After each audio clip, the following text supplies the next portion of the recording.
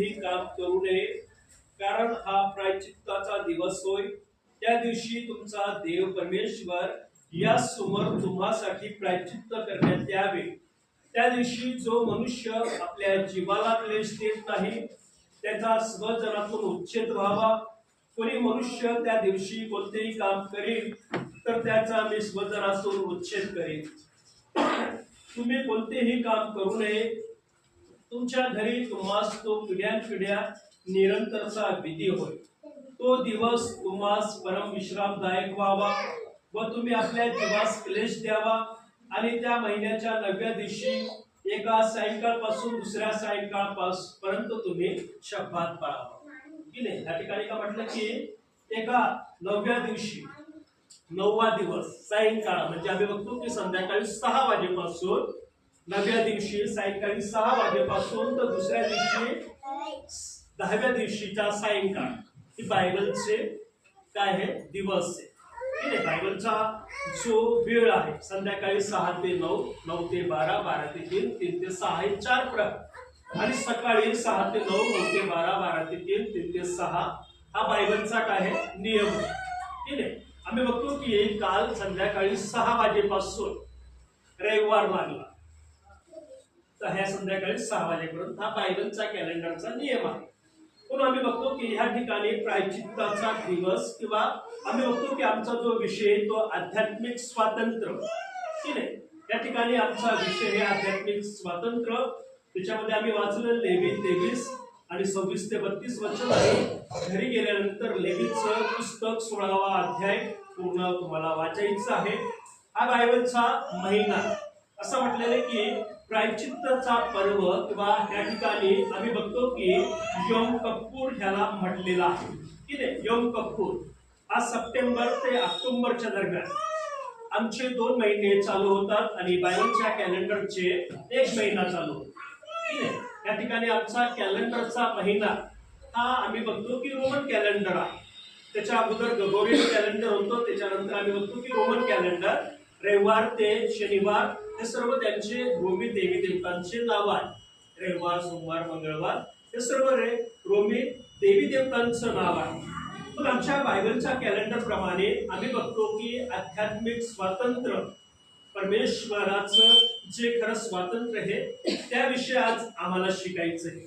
आम्ही बघितलं की 15 ऑगस्ट 1947 रोजी काय झालं, भारत स्वतंत्र झाला। कोणापासून स्वतंत्र झाला? कॉलेजला जाणारे तरुणींना सुद्धा माहिती आहे। ठीक आहे, 15 ऑगस्ट 1947 ला आमचा भारत काय झाला स्वतंत्र झाला।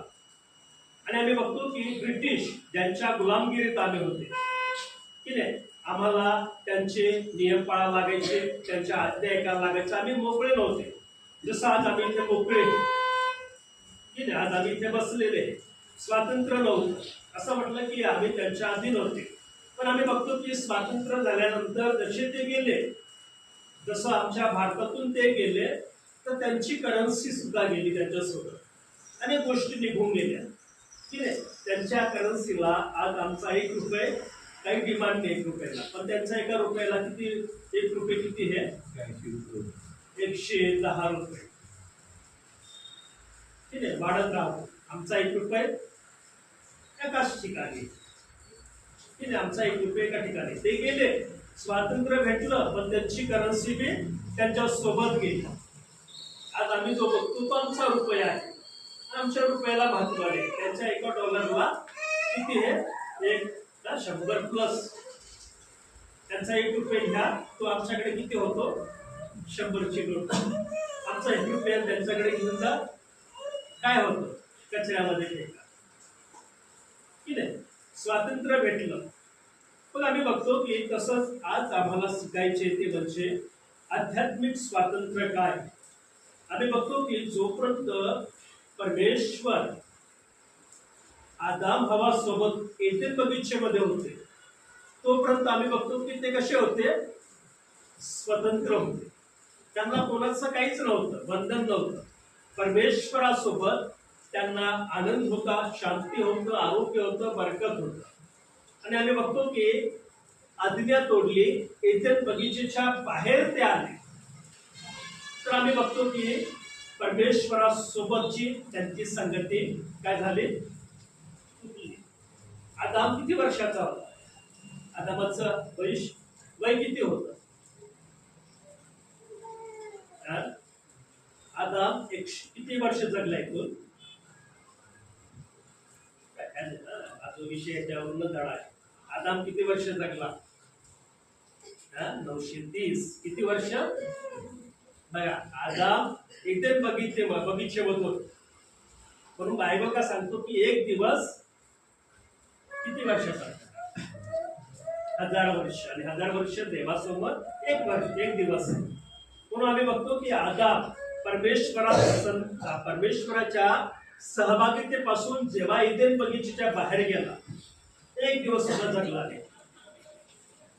की नाही? एक दिवस सुद्धा जगला नाही. त्याचं कारण बायबल आम्हाला सांगतं. बायबलमध्ये जर तुम्ही बघाल, आदामापासून तर नोहापर्यंत त्यांचं आयुष्य बघा तुम्ही. आज आमचं आयुष्य काय आहे? 70 ते 80.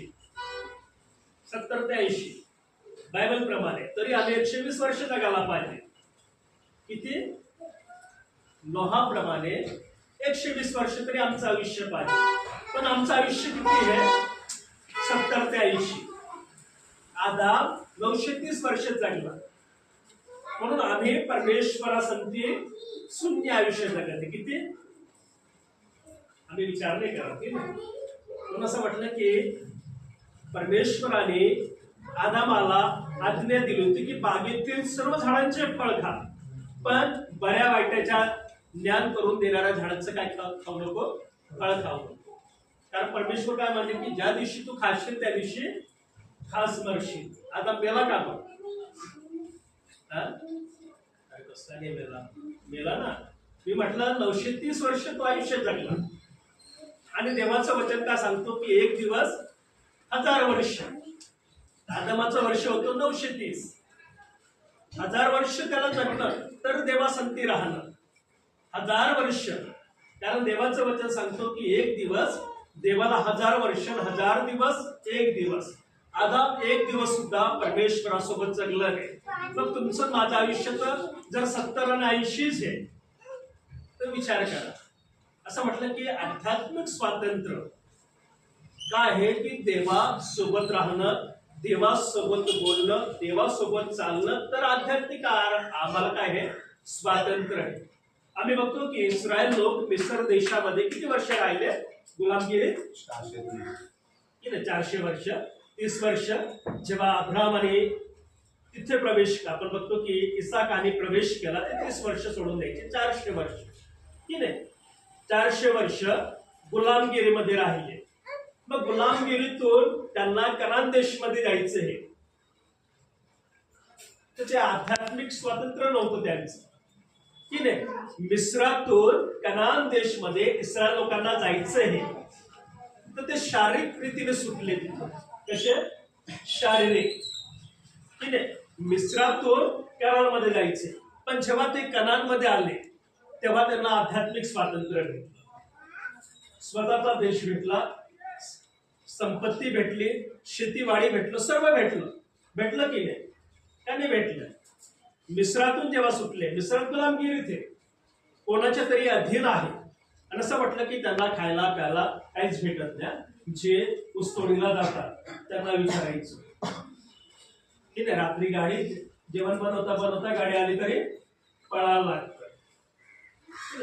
ज्या ठिकाणी मी सेवा केली त्यांनी मला ह्या सर्व गोष्टी सांगितल्या.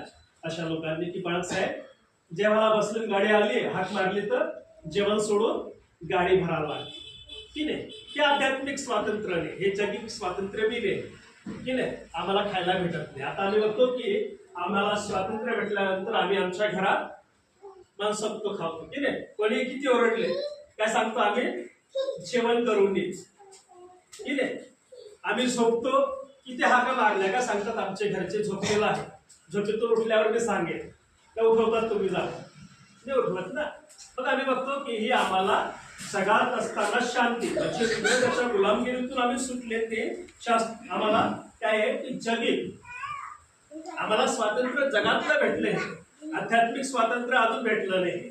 जसं मिस्रातून इस्रायल लोक जेव्हा कनानमध्ये गेले ते सर्व रीतीने मोकळे झाले. त्यांना शेतीवाडी भेटले, त्यांना गुरुढोर भेटले, त्यांना पशु पक्षी भेटले, त्यांना सर्व भेटलं.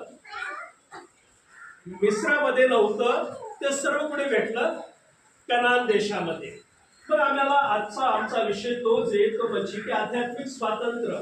आणि ह्या ठिकाणी मी तुम्हाला लिहिलेलं आहे की नाही, हा विषय आध्यात्मिक स्वातंत्र्य पवित्र बायबल आणि तालमुद पुस्तक की नाही. तालमुद मध्ये जसं आमचं पवित्र शास्त्रात दोन भाग आहे, एक जुना करार आणि एक नवीन करार. तालमुद मध्ये एक आहे गेमारा आणि एक आहे मिशना.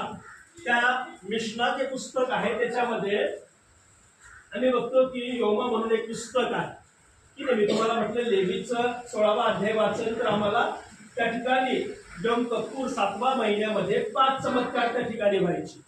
हे 5 चमत्कार इस्रायल लोक जेव्हा बघायचे तेव्हा त्यांना समजायचं की परमेश्वराने 1 वर्षासाठी आमच्या पापांची काय केली? क्षमा केली. तोपर्यंत नाही की नाही. तुमच्या आणि माझ्यासाठी परमेश्वराने प्रभू येशू ख्रिस्ताद्वारे एकदाच काय केलं? रक्त अर्पण केलं.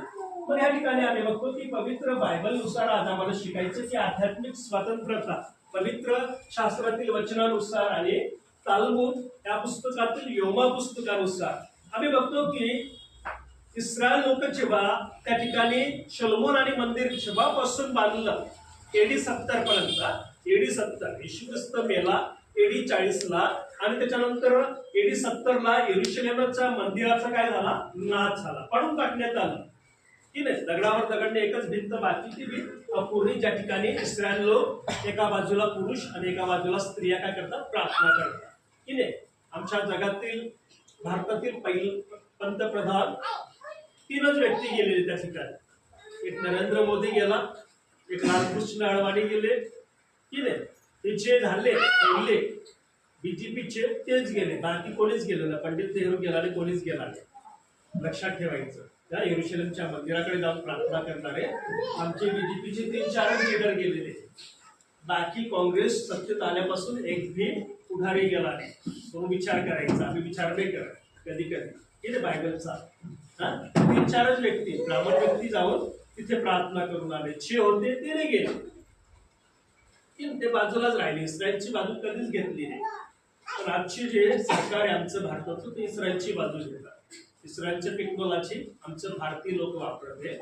म्हणून आम्ही बघतो की पवित्र शास्त्रानुसार आम्ही बघितलं तर वर्षातून एकदा लेवीचं 16वा अध्याय आणि 23वा अध्याय त्याचं 26 ते 32 वचनामध्ये आम्ही बघतो की ह्या ठिकाणी वर्षातून एकदा असं म्हटलं की वर्षाचा हा आमचा महिन्याचा 7वा महिना या त्यांचा जेव्हा महिना येतो हा आम्ही बघतो की प्रायश्चित्ताचा किंवा यम कपूर या बायबलमध्ये 3री महिना म्हटलेला आहे. बायबलचा जो महिना आहे तो 3री आणि त्या महिन्याच्या जेव्हा आम्ही बघतो की हा महिना येतो तेव्हा सप्टेंबर ऑक्टोबर लागतो आणि 10 तारीख त्या महिन्याची 10 तारखेला म्हणजे उद्याचा दिवस सोडून द्यायचा संध्याकाळी 6 वाजेपासून उपवासाला बसतात 24 घंट्याचा.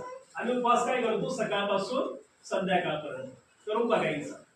ऍक्च्युली मी केलेला आहे संध्याकाळपासून दुसऱ्या संध्याकाळपर्यंत हा उपवास करून बघायचा कसा राहतो. ऍक्च्युली मी बाहेर असताना बरेच वेळेस हे उपवास केलेले हे जेव्हा बायबल मला समजलं आणि असं म्हटलेलं की हा 7व्या महिन्याचा 10वा दिवस 9व्या दिवशी संध्याकाळपासून दुसऱ्या दिवशी संध्याकाळपर्यंत. आणि आम्ही बघतो की ह्या प्रायश्चित्ताच्या दिवसामध्ये इस्रायल लोक काय करायचे की संपूर्ण इस्रायल राष्ट्र जसं आमची मंडळी आहे असं म्हटलं की प्रायश्चित्त करायचं, उपवास आणि आत्मपरीक्षण की नाही. उपवास ठेवायचे आणि स्वतःला पारखायचे, स्वतःचं जीवन स्वतःच्या परिवाराचं परीक्षण करायचं आणि पापांची कबुली करायची. हा जो दिवस येतो त्यांचा संपूर्ण प्रजा लेकरापासून वयस्करांपर्यंत सफेद ड्रेस की नाही त्यांचा जो ड्रेस आहे तो संपूर्ण सफेद संध्याकाळी 6 वाजेपासून दुसऱ्या दिवशी संध्याकाळी 6 वाजेपर्यंत. तर आम्ही बघतो की या ठिकाणी याचक 2 बोकडांची काय करायचा? निवड. 2 बोकड दिसायला सारखे, उंच काठी बी सारखी, सर्व सेम, वजन बी सेम, अशा 2 बोकडांची निवड केली जायची. आम्ही बघतो की जसं येशू ख्रिस्ताला काय म्हटलंय जगाचा कोकरा, पाप हरण करणारा जगाचा कोकरा किंवा देवाने निवडलेला कोकरा. दोन कोकऱ्यांची निवड, दोन बकऱ्यांची निवड, दोघी एकच वर्षाची, दोघांचं वजन बी चांगलं, सेम सर्व गोष्टीमध्ये. आणि ते निवडल्यानंतर याजक एक लाकडाच्या भांडामध्ये, महायाजक 2 वर्षातून एकदा परमपवित्र स्थान, मी तुम्हाला वाटलं की शेवटलं, सगळ्यात परमपवित्र स्थानात वर्षातून एकदा काय करायचं, त्या ठिकाणी जाण्यासाठी पहिले त्याला 7 दिवस अगोदर यायला लागायचं.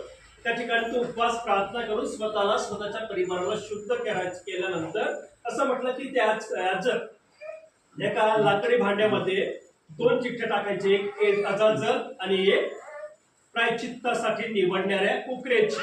असं म्हटलं की त्या भांड्याला हलवलं जायचं, याजक त्याच्यामध्ये हात टाकून उजव्या हातात जी चिठ्ठी निघायची ती बलिदानाच्या कुकऱ्याची निघायची. कोणच्या? बलिदानाचा. असाच नाही, दोन्ही कुकऱ्यामधून निवडलं जायचं पहिलं की हा बलिदान दिला जाईल आणि हा अरण्यामध्ये सोडण्यात येईल, निवड केली जायची. असंच नाही, म्हणून असं म्हटलं की ज्या कुकऱ्याची, असं म्हटलं की उजव्या हातात ज्याची निवड केली त्याची चिठ्ठी याचकाच्या हातात यायची, महायाचकाच्या. हा पहिला चमत्कार. ठीक आहे, 2 बकरे ज्यांची निवड केली जायची त्याच्यातून पहिले ज्याची निवड केली जायची याजकद्वारे किंवा महायाजकद्वारे, तर त्याच बोकडाची चिठ्ठी याचकाच्या उजव्या हातात यायची. दुसरा चमत्कार आम्ही बघतो की मंदिराला 20 दरवाजे होते. किती? यरुशलेमच्या मंदिराला एकूण 20 दरवाजे होते आणि हे 20 दरवाजे उघडण्यासाठी 20 याजक लागायचे. किती? 20 याजक. आणि असं म्हटलेलं की ह्या प्रायचित्ताच्या पर्वाच्या समयाला काय व्हायचं, की हा जो उत्सव राहायचा प्रायचित्ताचा, किंवा या ठिकाणी आम्ही बघतो की जेव्हा प्रायचित्त केलं जायचं संध्याकाळी हे दरवाजे मंदिराचे आपोआप बंद व्हायचे, त्यांना बंद करायला लागायचे. मग आम्ही बघतो की पहिला चिन्ह त्यांना भेटायचं की परमेश्वर क्षमा करत आहे, दुसरं चिन्ह आहे की परमेश्वर आम्हाला क्षमा करत आहे.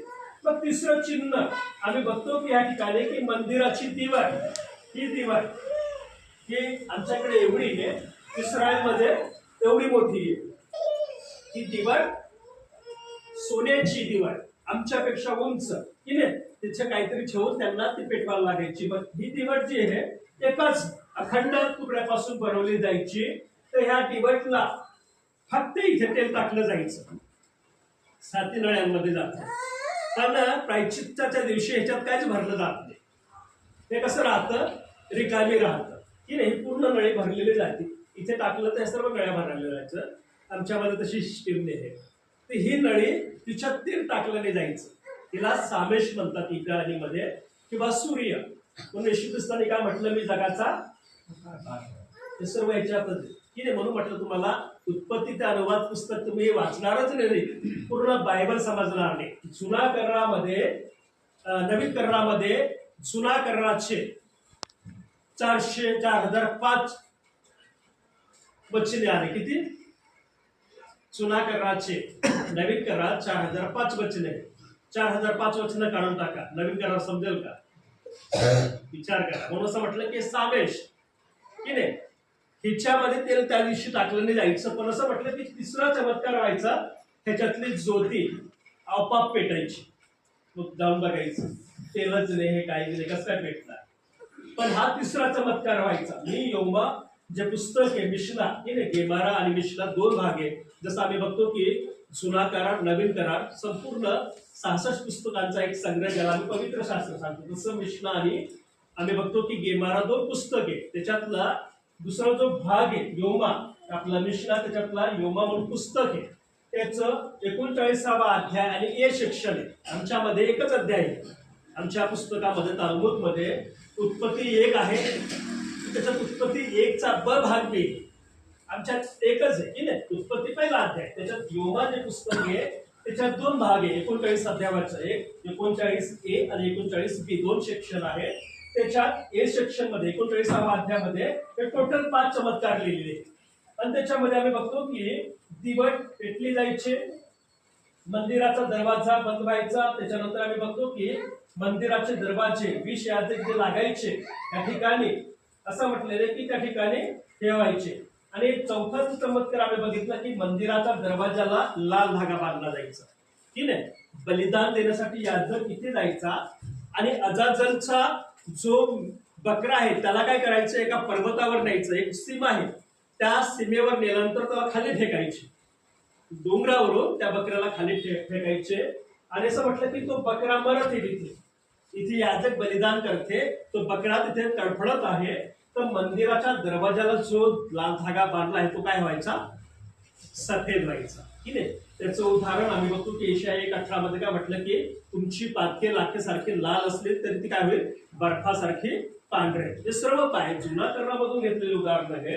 आणि 5वा चमत्कार बेतसेदाच्या कुंडामध्ये, की नाही, योहान शुभवर्तमान जर आम्ही वाचलं 5वा अध्याय 1 ते 4 वचनामध्ये, की त्या समयामध्ये प्रायश्चित्ताचा जो पर्व आहे त्या समयामध्ये हा 5वा चमत्कार व्हायचे.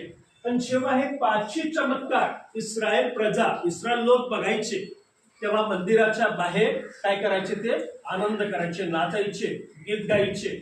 कारण ह्या 5 चमत्कार जोपर्यंत ते बघत नाही तोपर्यंत या सणामध्ये प्रायश्चित्ताचा जो पर्व आहे तो आनंदाने साजरा करू शकत नाही. हे AD 70 पर्यंत चाललं फक्त, की नाही. येशू ख्रिस्ताचं बलिदान झाल्यानंतर 30 वर्ष AD 41 पासून हे 5ही चमत्कार बंद झाले. आम्ही बघतो की हे त्यांचं स्वातंत्र्य, देवाने त्यांच्या अपराधांची, पापांची, चुकांची क्षमा केली याचं प्रतीक होतं. आणि आम्ही बघतो की पवित्र बायबल तुम्हाला आणि मला देवाच्या वचनानुसार जर आम्ही बघितलं, लेवी पुस्तक याचा 16वा अध्याय 10वं वचन आम्हाला काय सांगतं, लेवी 16वा अध्याय 10 वचन, कारण त्या दिवशी तुम्हा शुद्ध करावे म्हणून तुम्हासाठी प्रायश्चित्त करण्यात येईल. कोणचा, हा योम किप्पूर. किंवा आम्ही बघतो की तिसरी, हा जो 7वा महिना आहे त्याची 10 तारीख. जर बायबलचे सण तुम्ही बघितले तर पहिल्या महिन्यात 3 चमत्कार येतात, 4थ्या महिन्यात 1 सण येतो आणि 7व्या महिन्यात 3 सण येतात. 7 सण. त्याच्यामध्ये आम्ही बघतो की हा जो आहे प्रायश्चित्ताचा पर्व सप्टेंबर, ऑक्टोबर याच्यामध्ये 3 सण येतात त्या 7व्या महिन्यामध्ये. त्याच्यामध्ये 6वा सण हा प्रायश्चित्ताचा सण. आणि असं म्हटलेलं आहे की परमेश्वर इस्रायल लोकांना काय म्हणतो की कारण त्या दिवशी तुम्हाला शुद्ध करा, शुद्ध करा, की नाही. आमचा एक नेता झाला भारताचा, त्यांनी एक घोषणा वाक्य केलं, की नाही, तुम मुझे क्या दो, लहू दो, मैं तुम्हें आजादी दूंगा, की नाही. बायबल सांगतं रक्त म्हणजे जीवन. तो सांगतो तुम्ही तुमचं जीवन मला द्या म्हणजे मी तुम्हाला स्वतंत्र करा, की नाही. इंग्रजांच्या गुलामगिरीतून. पण आम्ही बघतो की तुम्हाला आणि मला रक्त देण्याची गरज पडली आहे, की नाही. रक्त जीवन आहे. तुमच्यासाठी, माझ्यासाठी प्रभू येशू ख्रिस्ताने स्वतःचं रक्त दिलं, की नाही. ज्या परमेश्वराने तुम्हाला मला निर्माण केलं, तुमच्या आणि माझ्या मुक्तीसाठी स्वतःचं रक्त बलिदान केलं. म्हणून या ठिकाणी लेवीचं पुस्तक काय सांगतो, कारण त्या दिवशी 7व्या महिन्याच्या 10व्या तारखेला असं म्हटलेलं की मी तुम्हाला शुद्ध करा. असं म्हटलं की तुमच्या पापांची क्षमा, जे बलिदान आहे त्या बलिदानाद्वारे तुम्हाला क्षमा करा. मग आम्ही बुधवारी बायबल स्टडी मध्ये 2 गोष्टी सांगितल्या. आदामाने पाप केलं, की नाही. पाप आमच्या कशामध्ये, स्वभावामध्ये किंवा आमच्या रक्तामध्ये पाप, की नाही. लेकरांना मारामारी करणं, शिव्या करणं शिकवतो का आम्ही? कितीही नालायक आई वडील असो, हे आई वडील पिणारे, मारणारे असो, पण कधीच शिकवणार नाही वाईट गोष्टी. मग आम्ही बघतो की आदामाने एदेन बगीचेमध्ये पाप केलं, त्याच्यामध्ये जो स्वभाव होता त्याच्या DNA मध्ये तो आमच्यामध्ये आला, झालं बरोबर. दुसरी गोष्ट, दुसरं आदम हव्वाला पापामध्ये कोणी पाडलं, सापाने, की नाही. त्याने सैतानाला जागा दिली, की नाही. मग आम्ही बघतो की प्राण्यांवर काय आलं, ओझ. जितके ओझ आहे ते प्राणी उचलतात. त्याचं कारण त्यांचा लीडर कोण होता, कोण होता लीडर, साप. बायबल मध्ये जर वाचल तुम्ही यशायाच्या पुस्तकामध्ये त्याच्यात एक दिलंय, सगळ्यांना क्षमा केली परमेश्वर, फक्त सापाला केली. सापाला शाप दिला, तो जन्मभर पोटाने चालशील. कशाने, पोटाने चालत. म्हणून म्हटलं की जे पुस्तक आहे, तुम्हाला म्हटलं मी या ठिकाणी गेमारा आणि मिशना हे तालमुद मध्ये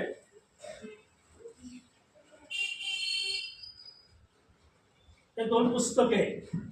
ह्याला यहुदी लोक आत्मिक पुस्तक मानत नाही. ठीक आहे, गेमारा आणि मिशना दोघांचा समूह जसा आमचं पवित्र शास्त्र, या दोघांना ते पवित्र मानत नाही. पण ह्याच्यामध्ये आध्यात्मिक गोष्टी आणि भविष्यवाण्या सगळ्यात जास्त आहे. या दोन पुस्तकामध्ये संपूर्ण बायबलचे भविष्यवाण्या आणि आम्ही बघतो की आध्यात्मिक रहस्य खूप ह्याच्यामध्ये दिलेलं आहे. म्हणून सगळ्यात जास्त अभ्यास यहुदी वर्ग या पुस्तकाचं करतात, ज्याला तालमुद सांगतात. ठीक आहे, गेमारा आणि मिशना दोघांचा समूह, जसं आमच्या पवित्र शास्त्रामध्ये जुना करार नवीन करार आहे, त्याला आम्ही पवित्र मानतो. मग आध्यात्मिक रहस्य या पुस्तकांमध्ये आहे. पुण्या ठिकाणी असं म्हटलेलं की पहिलं पाप आदाम हव्वेने केलं, त्यांना सांगितलं. म्हणून म्हटलं की त्यांचं जे आयुष्य आहे देवासमोर एक दिवस सुद्धा ते जीवन जगलं नाही. ठीक आहे, आदाम 930 वर्ष जगला. तो विचार करा, आमचं तर 70-80 आहे, आम्ही काय जगतो. ठीक आहे, आध्यात्मिक गोष्टी मिशना आणि गेमारा या पुस्तकात आहे. सगळ्यात जास्त आत्मिक रहस्य किंवा आम्ही बघतो की आध्यात्मिक रहस्य ह्याच्यामध्ये आहे. सगळ्यात जास्त भविष्यवाण्या यहुदी रब्बींनी ह्याच्यामध्ये केलेल्या आहे. म्हणून आम्ही बघतो की देवाचं वचन सांगतो की कारण त्या दिवशी तुम्हाला शुद्ध करावे म्हणून तुम्हासाठी प्रायचित्त करण्यात येईल आणि परमेश्वरासमोर तुम्ही आपल्या सर्व पापांपासून का होईल शुद्ध. हा दिवस 7व्या महिन्याचा 10वा दिवस तुमच्या पापांपासून तुम्ही का होईल शुद्ध होईल. तसं तुम्हाला आणि मला स्वतंत्र करण्यासाठी काय केलं, भारताचा इतिहास बघावा. संपूर्ण जगाचा इतिहास जर आम्ही बघितलं, त्या इतिहासामध्ये लोकांनी स्वतःचं प्राणार्पण केलं देशाला स्वातंत्र्य मिळण्यासाठी.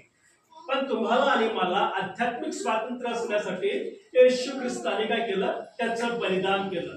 पण जेव्हा आम्ही वाचतो इफिसकरास पत्र याचा पहिला अध्याय आणि 7वं वचन, इफिस याचा पहिला अध्याय 7वं वचन, या वचनामध्ये असं लिहिण्यात आलंय की इफिसकरास पत्र याचा पहिला अध्याय आणि 7वं वचन, या वचनात असं म्हटलं की त्याच्या कृपेच्या विपुलतेप्रमाणे त्या प्रियकरात त्याच्या रक्ताच्या द्वारे आपल्याला मुक्ती म्हणजे आपल्या अपराधांची क्षमा मिळाली. असं म्हटलं की त्याची कृपा, परमेश्वराची यहोवा एलोहिमची कृपा, आणि असं म्हटलं की त्या प्रियकरात म्हणजे तुमचा आणि माझा मुक्तीदाता प्रभू येशू ख्रिस्त, जो तुमच्यावर आणि माझ्या प्रेम करतो, त्याच्या रक्ताच्या द्वारे तुम्हाला मला काय मिळाली आहे मुक्ती. ठीक आहे, तुम्हाला मला मुक्ती किंवा आम्हाला तारण भेटले, सुटका भेटलेली. मग आम्ही बघतो की या ठिकाणी तुमचं आणि माझं तारण प्रभू येशूच्या रक्ताद्वारे झालेलं आहे. कलेस्सेकरास पत्र याचा पहिला अध्याय 14वं वचन का सांगतं या ठिकाणी, कलेस्से 1:14 मध्ये की त्या प्रियकराच्या त्या पुत्राच्या ठाई आपल्याला मुक्ती म्हणजे आपल्या पापांची क्षमा प्राप्त झाली. येशूच्या रक्ताद्वारे इस्रायल लोकांना ह्या गोष्टी करायला लागायचं, प्राण्यांची बलिदान. जसं एदेन बगीचेमधून आदाम हव्वाला बाहेर काढण्याच्या अगोदर निर्दोष प्राण्यांचं काय झालं बलिदान. त्यांचं कपडे, त्यांच्या चर्मवस्त्र आदाम हव्वाला घालण्यात आलं. कारण एदेन बागेच्या बाहेर कोण आहे, सैतान आणि त्याचे दुष्ट. ठीक आहे, कधी कधी पाळत लोक सांगत नाही सैतान आणि दुष्ट आत्मा साधारण व्यक्ती नाही. कसं हे साधारण सैतान पळते, सैतान रडते, ऐकलं असेल तुम्ही मोठमोठ्या कंडिशन. ठीक आहे, आज आम्ही इथे बसले आहे तर सैतान काय करत असेल, त्याला काय गरज आहे रडायची, रडायला आम्हाला लागतं की नाही. आजारी आम्ही पडतो, दुःखी आम्ही होतो, निराश आम्ही होतो, त्याला माहिती आहे परमेश्वरापासून त्याची संगती तुटल्यापासून त्याला माहिती आहे त्याचा अंत काय आहे. पण तुम्हाला आणि मला माहित पाहिजे आमचा अंत काय. असं म्हटलं की साधारण दुष्टात्मे साधारण व्यक्तीने, मी तुम्हाला म्हटलं की एक स्वर्गदूत 1,86,000 सेकंदामध्ये ठार करून जाते. सेकंद मिनिटने सांगते सेकंद. आमची बातमी अलीवर होण्याच्या अगोदर 1,86,000 ठार मारून देते सेकंदाला. त्यांना 1 तास दिलाय का देव, तुला काय करून टाकत सर्व जगाला नाहीस करून टाकत. बघा, देवाचे जे दूत आहे ते साधारण नाही, ज्यांचं पतन झालं म्हणून आघात कुठे, अंधेरे कुंढे, अधोलोक हे अशा ठिकाणी यांना बांधून ठेवण्यात आले. पण आम्ही बघतो की तुम्हाला आणि मला शुद्ध करण्यासाठी, पवित्र करण्यासाठी येशू ख्रिस्ताने एकदाच बलिदान केलं. त्यांचं पवित्र देह मोडला, तो मरण पावला, त्याला गाडण्यात आलं, तिसऱ्या दिवशी जीवन झाला, आज मी जिवंत आहे. मग आध्यात्मिक स्वातंत्र्य, आमच्या पापांपासून मुक्तता, आमच्या रक्तामध्ये जे पाप आहे त्याच्यापासून सुटका होणं. जसे इस्रायल लोक मिस्रातून सुटले आणि कनानमध्ये गेल्यानंतर त्यांना आध्यात्मिक स्वातंत्र्य भेटलं. जोपर्यंत कनानमध्ये आहे, कनानमधून येत असताना अनेकांचा नाश झाला, त्या सगळेच गेले. 3 पिढ्या नाश झाल्या. 40 वर्षामध्ये किती पिढ्या? 3 पिढ्या, त्यांचा नाश झाला. 4थी पिढी आणि त्याच्यामध्ये कालेब आणि यहोशुवा हेच होते. मोशे, मरियम, अहरोन यांच्या 3 पिढ्या नाश झाल्या. पण यहोशुवा, कालेब त्यांच्या 4 पिढ्या पोहोचल्या. हे आहे आध्यात्मिक स्वातंत्र्य. मग तुम्ही आणि मी ह्या जगात असताना कसे हे शारीरिक रीतीने सुटले तर आहे.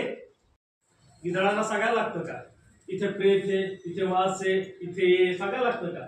बघा, जिथे गिधाडांना बघायचंय, वरती बघायचं, गिधाडाकडे राहतात, प्रेत खाली राहतात. येशू ख्रिस्त जेव्हा येणार आहे, या गेमारा किंवा मिशनामध्ये काय म्हटलं की यरुशलेमचं मंदिर, यरुशलेमचं मंदिर सियोन पर्वत या ठिकाणी आहे की सियोन पर्वतावर. मग आम्ही बघतो की सियोन पर्वत त्या ठिकाणी आहे, त्या ठिकाणी यरुशलेमचं मंदिर आज नाही. पण त्या कोंगोऱ्यावर, जिथे मंदिराचा कोंगोर राहतो, तिथे येशू ख्रिस्त राहील आणि तुम्ही आणि मी इथून जा, खेचले जा. तुम्हाला मला असं माहित नाही, इतक्या फटक्यात जिथे परमेश्वराचा पुत्र आहे तिथे आम्ही जाऊ. मग बायबलमध्ये अनेक उदाहरणं दिलेली आहे, पण ते उदाहरणं या पुस्तकांद्वारे आम्हाला समजण्यासाठी मिळतात. म्हणून आम्ही बघतो की या ठिकाणी आध्यात्मिक स्वातंत्र्य केव्हा? तुमचं आणि माझं प्रभू येशू ख्रिस्ताच्या आगमनाचा समय जर रूपांतर होईल, जे मेलेले विश्वासात आहे ते उठतील आणि ख्रिस्ताकडे जाईल, ते आमचा आध्यात्मिक सुटका. जसे इस्रायल लोक मिस्रातून सुटले आणि कनानमध्ये पोहोचले, ते त्यांची आध्यात्मिक सुटका ही पवित्र बायबलनुसार. दुसरी गोष्ट जर आम्ही तालमुदनुसार बघितलं, या ठिकाणी आम्ही बघतो की तालमुदनुसार आम्ही बघतो की पश्चातापाला तेशुवा म्हटलेलं आहे की नाही. पश्चाताप, तालमुदमध्ये पश्चातापाला तेशुवा की नाही. आमच्या येशू ख्रिस्ताचं इब्राणी नाव आहे येशुवा. येशुवा की परमेश्वर माझा तारण करता किंवा माझा मुक्तीदाता. फक्त येशुवाला जर आम्ही बघितलं पिक्टोग्राफ मध्ये, मोशेच्या याच्यामध्ये जो तावचं चिन्ह आहे, पुसाचं चिन्ह आहे, हे शिनचं चिन्ह डब्ल्यूच आहे. जुलाकर आपलं पिक्टोग्राफ मध्ये डब्ल्यूच आहे. त्याच्यानंतर खिळ्याचं चिन्ह हे वाय आकाराचं आहे आणि डोळा, आई म्हणजे डोळा. आता आम्ही येशुवाला जर बघितलं, इब्राणी भाषेत जर आम्ही फोड केली, तर आमच्या नेत्रांनी, खिळ्यांनी आमचा मुक्तीदाता येशू ख्रिस्त वधस्तंभावर केलाय त्याला बघणं. कसला अर्थ आहे हा येशुवाचा? मुक्ती, सुटका. तुमची माझी मुक्ती किंवा सुटका केव्हा होईल? जेव्हा आम्ही आमच्या नेत्रांनी, खिळ्यांनी केलेला आमच्या मुक्तीदाता येशू ख्रिस्ताला वधस्तंभावर बघतले, तोपर्यंत आहे पश्चातापाचा अर्थ. त्याच्यानंतर दुसरी गोष्ट आहे की या प्रायश्चित्तीच्या समयाला लोक, यहुदी समुदाय, प्रजा पश्चाताप करतात. दुसरी गोष्ट आम्ही बघतो की तेफिल्ला म्हणजे प्रार्थना. तेफिल्ला की नाही, प्रार्थना. तेफिल्लाचा अर्थ आम्ही बघितलं की ताव, पेल, लामेद आणि हे. त्याच्यामध्ये आम्ही तेफिल्लाला जर डिकोडिंग केलं पिक्टोग्राफ मध्ये, तावचं चिन्ह आहे ते आहे क्रूस. त्याच्यानंतर आम्ही बघतो की पेचं जे चिन्ह आहे ते ओठ, ओठ. त्याच्यानंतर आम्ही बघतो की मेंढपाळाची काठी, जो लांबीचं चिन्ह आहे मेंढपाळाची काठी, आणि हे म्हणजे आम्ही बघतो की एक पवित्र व्यक्ती आपले हात स्वर्गाकडे करणं. तर आम्ही बघतो की तुम्ही आणि मी आमचे हात, प्रार्थनेचा अर्थ काय आता मी लक्षात घेतो. प्रार्थना म्हणजे आमचे स्वर्गीय हात.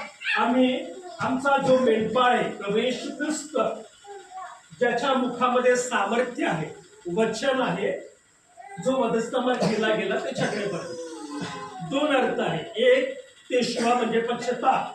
पश्चाताप काय म्हटलंय की आम्ही आमच्या नेत्रांनी, खिळ्यांनी वधस्तंभावर केलेल्या ख्रिस्ताकडे बघणं म्हणजे आम्ही पश्चाताप करणं. याचा शब्दाचा अर्थ आणि दुसरी गोष्ट की आम्ही आध्यात्मिक रीतीने आमचे पवित्र हात उंच करून आमचा जो मेंढपाळ आहे, ज्याच्या मुखामध्ये देवाच्या वचनाचं सामर्थ्य आहे, जो वधस्तंभावर मेला त्याच्याकडे बघतात. हे इब्राणी शब्दाचे अर्थ आहे. मग ह्या अर्थामध्ये आम्ही बघतो की पश्चाताप, जोपर्यंत आम्ही इथे बघत नाही केलेल्या ख्रिस्ताला आमच्या आध्यात्मिक नेत्रांनी, बघा, जोपर्यंत आम्ही आमच्या नेत्रांनी केलेल्या ख्रिस्ताला बघत नाही, जोपर्यंत आम्ही पवित्र होऊन आमच्या मेंढपाळाच्या मुखातील शब्दांकडे ऐकत नाही, वधस्तंभाकडे बघत नाही, आमचा पश्चाताप आणि आमचा उद्धार नाही.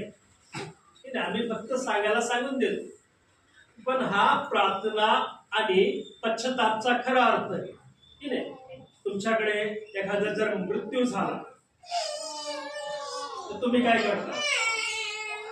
अरे पश्चाताप की नाही, एखादा मृत्यू झाला घरामध्ये, एखाद्या व्यक्तीच्या घरी, तुम्ही जातात आणि तिथे नाचतात का, टाळ्या वाजवतात का, काय करतात? त्यांच्या दुःखामध्ये सम्मिलित होतात की नाही, दुःख व्यक्त करतो.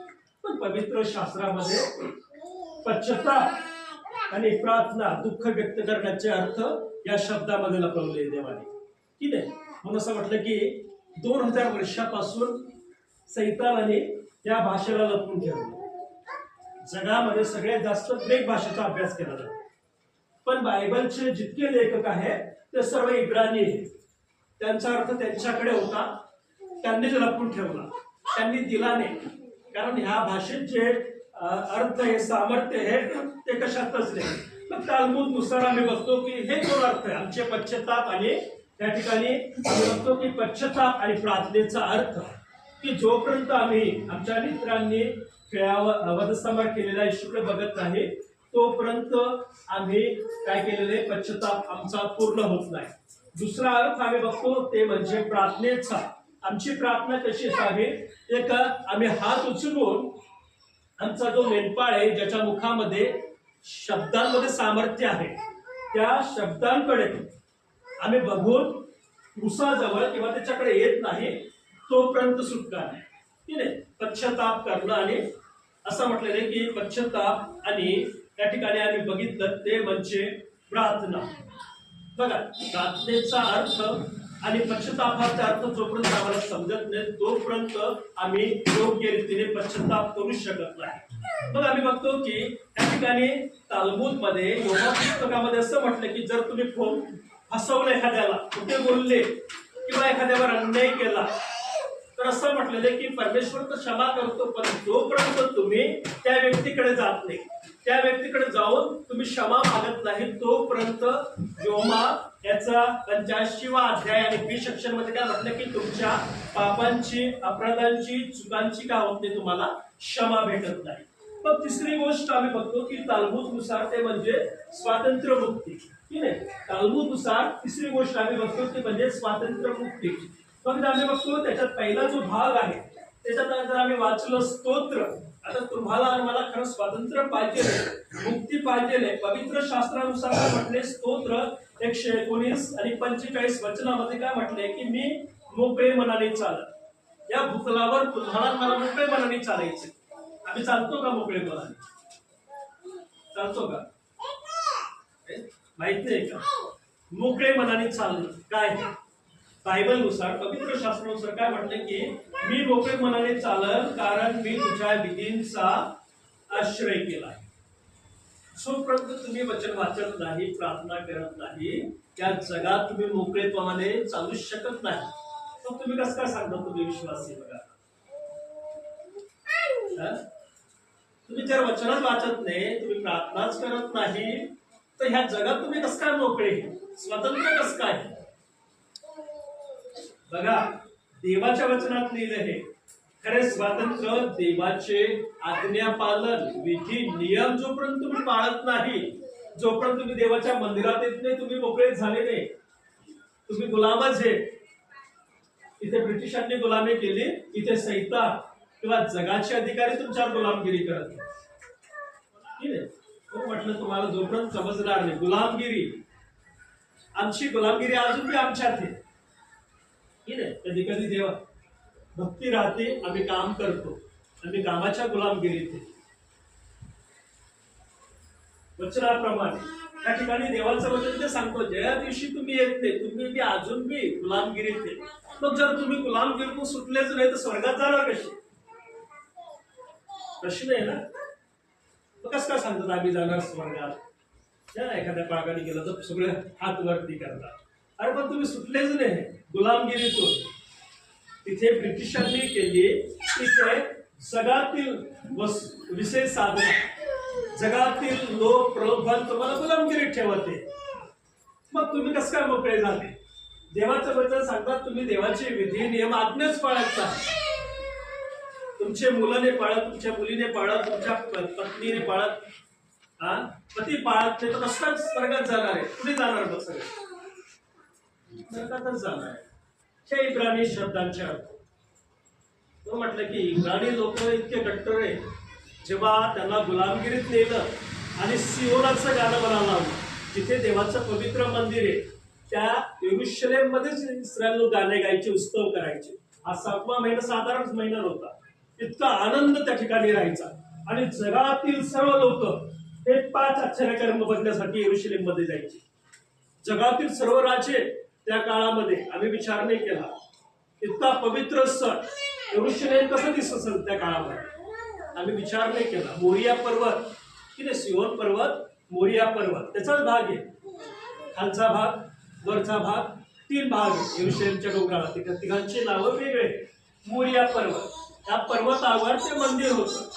आणि हे 5 आश्चर्यकर्म बघण्यासाठी जगातील सर्व राजे लोक, जगातील त्या काळाचे 70 देशांचे राजे येत होते. हे 5 चमत्कार की खरंच करतो का परमेश्वर? आणि ऍक्च्युली व्हायचे. योगा पुस्तकामध्ये इस्रायल रब्बींनी हे लिहून ठेवलेले आहे. मग आम्ही बघतो की खरे स्वातंत्र्य काय आहे की जेव्हा आम्ही स्तोत्र 119:45 मध्ये देवाचा दास सांगतो की मी मोकळेपणाने चालेल कारण मी तुझ्या विधींचा, देवाचे विधी, देवाचे नियम, देवाची आज्ञा वचन तुम्ही पाळत नाही तर तुम्हाला स्वातंत्र्य नाही. ह्या जगात तुम्ही कशात आहे? गुलामगिरीतच. घराच्या कटकटी, घराच्या समस्या, लेकरांच्या समस्या, घरामध्ये पैसा नाही, स्वातंत्र्यच नाही तुम्हाला. तुम्ही स्वतंत्र नाही म्हणून तुम्हाला हा आशीर्वाद नाही. हे देवाचं वचन सांगतं. दुसरं सांगतं की आम्ही पाप आणि आम्हाला पापाच्या बंधनातून क्षमा आणि मुक्ती मिळावी म्हणून यशाया 61:1 का सांगतो की दुसरं उदाहरण स्वातंत्र्य मुक्ती तालमूद किंवा पवित्र शास्त्रानुसार आम्ही बघत आहे. यशाया 61वा अध्याय 1 वचन. या ठिकाणी देवाच्या वचनात म्हटलं की प्रभू परमेश्वराचा आत्मा मजवर आला आहे, कारण दिनास शुभवृत्त सांगण्यास परमेश्वराने मला अभिषेक केला आहे. भग्न हृदय जनास पट्टी बांधावी, धरून नेलेल्यास मुक्तता व बंदिवानास बंद मोचन विदित करावे. येशू ख्रिस्त जेव्हा मंदिरात होता तेव्हा त्यांनी हे वचन वाचलं. या ठिकाणी देवाचं वचन का सांगतो की देवाचा आत्मा तुम्हाला आणि मला कशासाठी दिलेला आहे? असं म्हटलं की आम्ही जे दीन आहेत त्यांना सुवार्ता सांगितली पाहिजे. मग तुम्ही मी सांगतो का? आमच्या कृतीने सुद्धा दिसायला पाहिजे की आम्ही सुवार्ता सांगतो. दुसरी गोष्ट या ठिकाणी असं म्हटलेलं की देवाने तुम्हाला आणि मला अभिषेक केलेला आहे. तो तुम्हाला आणि मला माहित पाहिजे. फक्त पाळणाराच केला, सेविकांनाच केला असंच नाही. तुम्ही इथे आले देवाने केलेल्या अभिषेकामुळे तुम्ही देवाच्या मंदिरात आले. इथे जे येण्याचं कारण आहे देवाच्या आत्म्याने तुम्हाला अभिषेक केला आहे. आणि असं म्हटलं की भग्न हृदयी जनास पट्टी बांधावी. जे संकटात आहे, व्याधीत आहे, पीडित आहे, तो पट्टी जोपर्यंत तुम्ही त्यांना योग्य रीतीने बोलत नाही. जर एखाद्या ठिकाणी मयत झाले तर तुम्ही जाऊन त्यांना शांतपणा देता, रडू नका, समय होता, समयानुसार घडलं की नाही. हा समय आहे त्यांचा, हा समय इथे संपला त्यांचा पृथ्वीवरचा. हे बंधन सुटलं. पण आध्यात्मिक बंधन आतून सुटून तुम्हाला देवाच्या राज्यात जाण्यासाठी ह्या गोष्टी करायच्या आहेत. पुन्हा ठिकाणी असं म्हटलेलं की परमेश्वर भग्न हृदय जनास पट्टी बांधावी, धरून नेलेल्यांची मुक्तता व बंदिवानास बंद मोचन विदित करावे. आज आम्ही बघतो की भग्न हृदय जन जे निराश आहे, कष्टी आहे, तिथे जाऊन तुम्ही त्यांना शांतपणा देतात देवाच्या वचनानुसार. दुसरी गोष्ट की जे धरून नेलेले की नाही, अनेक लोक बंधनामध्ये धरून नेलेले, दारू पिणारे, दुःखात खाणारे की नाही, गाडी फिरवणारे, सर्व आहे ह्याच्यामध्ये. आध्यात्मिक दृष्टिकोनातून तुम्ही गुलामगिरीतच आहे. गुटखा खातात, गुटखा सुटत नाही, गुलामगिरी. दारू पितात, दारू सुटत नाही, गुलामगिरी. मग हे मेल्यावर जाणार कुठे? अधोलोकातच जाईल. कोणी सांगू शकणार नाही तुम्हाला, मी स्पष्ट सांग, अधोलोकातच जाईल. तुम्ही कितीही सांगा. त्या सेवकांनी आम्हाला सांगितलं आम्ही स्वर्गात जाणार आहे, ती सांगू शकत नाही. वचनच सांगतं. कारण या ठिकाणी असं म्हटलं आहे की धरून नेल्यास मुक्तता. ठीक आहे, पिणारे खाणारे त्यांनी मुक्त व्हावं म्हणून आम्ही वचन सांगितलंच पाहिजे. एचकेलचं पुस्तक सांगतं जर ते नरकात जाते तुम्ही बघत आहे, तुम्ही त्यांच्यासाठी प्रार्थना करत नाही, तुम्ही त्यांना समजत नाही, तर त्यांच्या संगतीही तुम्हाला दंड आहे. फक्त बसून राहिले काय होतं? पण तुमच्या जवळ आल्यानंतर त्यांना सांगितलं नाही तुम्ही, तर तुम्हाला परमिशन नाही तिकडे जाण्याची. पुन्हा या ठिकाणी देवाचं वचन सांगितलं की बंदीवानास बंद मोक्ष. आम्ही सर्व जागतिक रीतीने मंडळ्या असो, देवाचे दास दासी असो, विश्वासणारे असो, आम्ही वचनाचे विधीप्रमाणे नियमाप्रमाणे आज्ञाप्रमाणे चालत नाही, तर आम्ही सर्व त्या गुलामगिरीत आहे, बंधनामध्ये आहे. पण पवित्र शास्त्र तुम्हाला तालमूद नुसार किंवा पवित्र शास्त्रानुसार स्वातंत्र्य, देवाचे विधी आज्ञा पाळणं, सुवार्ता सांगणं, मार्गदर्शन करणं, त्यांच्यासाठी प्रार्थना करणं हे तुमचं आणि माझं कर्तव्य आहे. कारण तालमूद यहोवा पुस्तक सांगतं की आम्ही चुकतो, आम्ही परमेश्वराकडे जाऊन क्षमा मागतो करतो, पण त्या व्यक्तीकडे जाऊन आम्हाला व्यक्तिगत क्षमा मागायची, तरच तुमच्या माझ्या पापांची क्षमा होते. हमें बचाया है से